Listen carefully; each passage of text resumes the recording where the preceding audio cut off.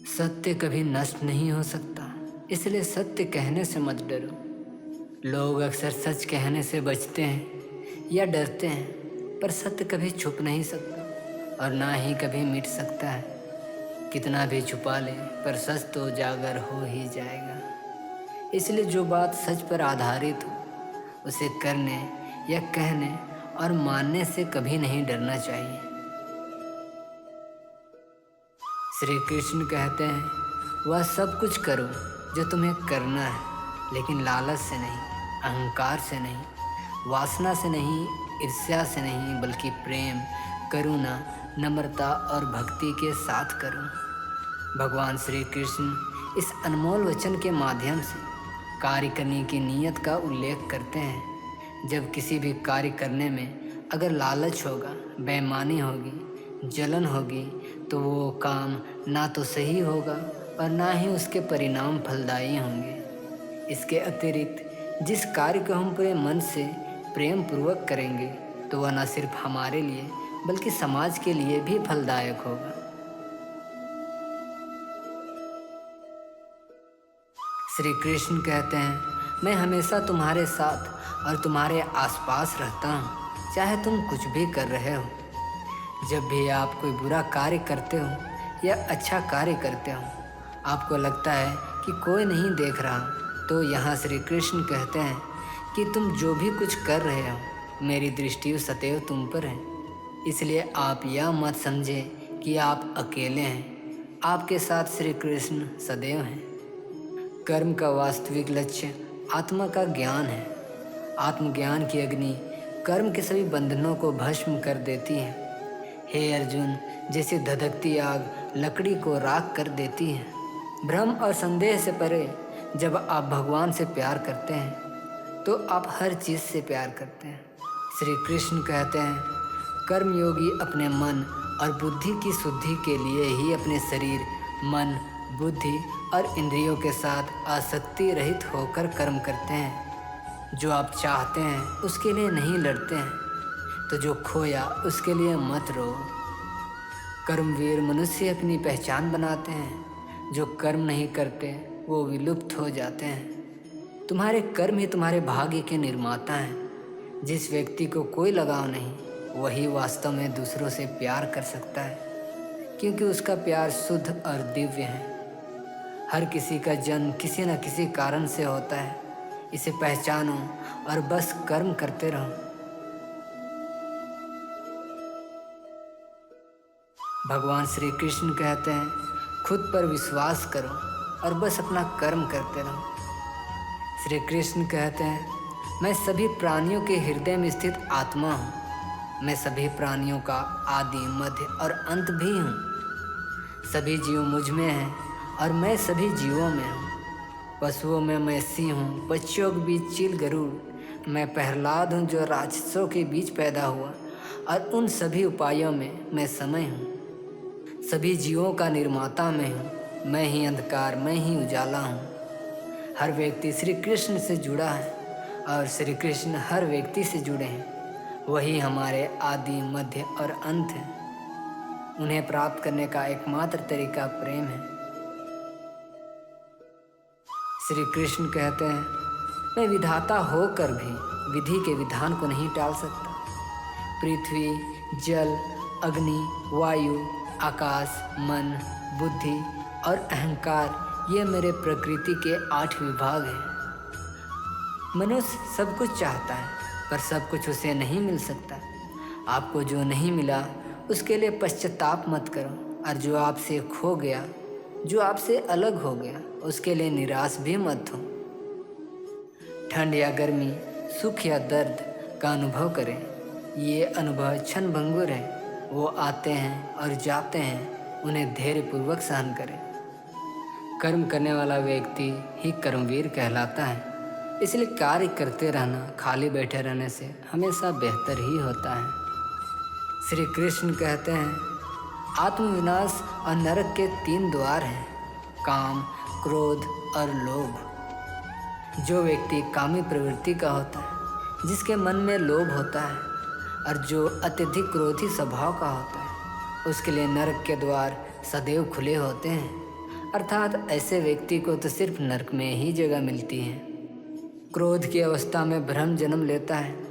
भ्रम बुद्धि को नष्ट कर देती है और बुद्धि के नष्ट होते ही व्यक्ति का पतन हो जाता है। जिनके मन और आत्मा में सामंजस्य है, जो इच्छा और क्रोध से मुक्त है, जो अपनी आत्मा को जानते हैं, उनके साथ ईश्वर की शांति है।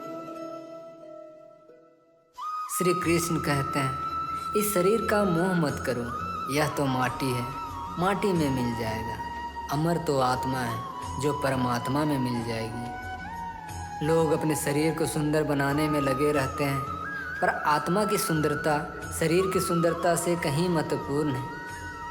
शरीर तो नश्वर है, मिट्टी ही तो है, मिट्टी में ही मिल जाता है, पर आत्मा अमर है। इसलिए आत्मा की सुंदरता पर ध्यान दो।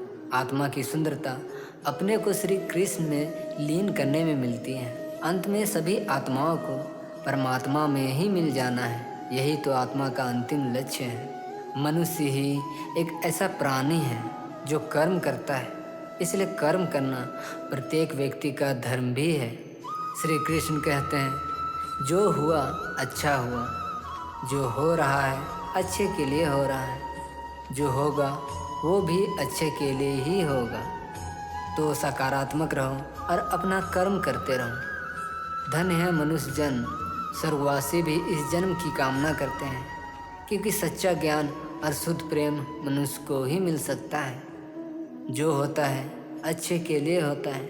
कभी कभी विपरीत परिस्थितियाँ हमारी वर्तमान स्थिति को अच्छा करने के लिए आती हैं। श्री कृष्ण कहते हैं, मन चंचल है और इसे संयमित करना कठिन है, लेकिन यह अभ्यास से वश में हो जाता है।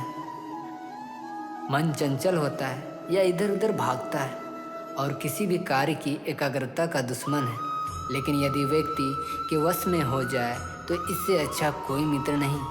मन को एकाग्र करना जरूरी है, बस थोड़े से प्रयास और अभ्यास की ज़रूरत है। यदि मन बेचैन है और इसे नियंत्रित करना कठिन है, तो अभ्यास के द्वारा इसे वश में किया जा सकता है। तुम्हारी मन की गतिविधियों, होश, श्वास और भावनाओं के माध्यम से मेरी शक्ति सदा तुम्हारे साथ है और लगातार तुम्हें बस एक साधन की तरह प्रयोग करके सभी कार्य कर रही है। तू करता वही है जो तू चाहता है, फिर होता वही है जो मैं चाहता हूँ। तू वही कर जो मैं चाहता हूँ, फिर वही होगा जो तू चाहता है। श्री कृष्ण कहते हैं, मेरे लिए ना कोई घृणित है और ना ही कोई प्रिय, ना कोई निर्धन है और ना ही कोई धनी। बस जो भक्ति भाव के साथ मुझे याद करते हैं, मैं उनका हूँ और वो मेरे हैं।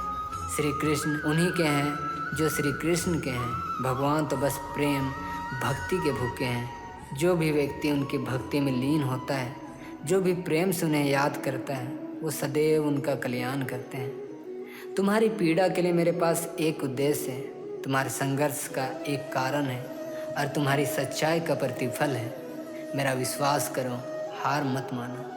कर्म करते समय ना तो कोई नुकसान होता है और ना ही कोई परिणामी दोष, लेकिन इस निस्वार्थ क्रिया की थोड़ी सी भी प्रगति हमें महान भय से बचाती है। श्री कृष्ण कहते हैं, आप वही हैं जिसमें आप विश्वास करते हैं। आप वही बन जाते हैं जो आप मानते हैं कि आप बन सकते हैं। हमारी सफलता और असफलता इस बात पर निर्भर करती है कि हम खुद पर कितना विश्वास करते हैं।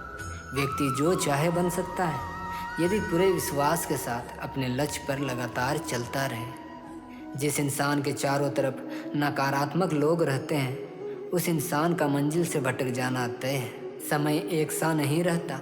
आज दुख है तो कल सुख भी आएंगे और सुख के बाद दुख का भी आना स्वाभाविक है। आपको पूरे धैर्य और श्री कृष्ण पर विश्वास के साथ अपना जीवन निर्वाह करना चाहिए। कहते हैं, मन के हारे हार है, मन के जीते जीत।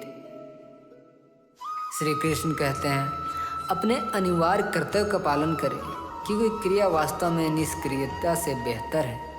कहते हैं, मन के हारे हार है, मन के जीते जीत। जिस प्रकार सकारात्मक विचारों से सफलता मिलती है, उसी प्रकार नकारात्मक विचार असफलता के मार्ग की ओर अग्रसर करते हैं। क्योंकि जैसा हम सोचते हैं वैसा ही हम बन जाते हैं, और अपने विचारों के माध्यम से ही हमें नकारात्मक और सकारात्मक परिणाम मिलते हैं। कोई भी मनुष्य पूर्ण नहीं है, किसी न किसी में कोई ना कोई कमी होती ही है।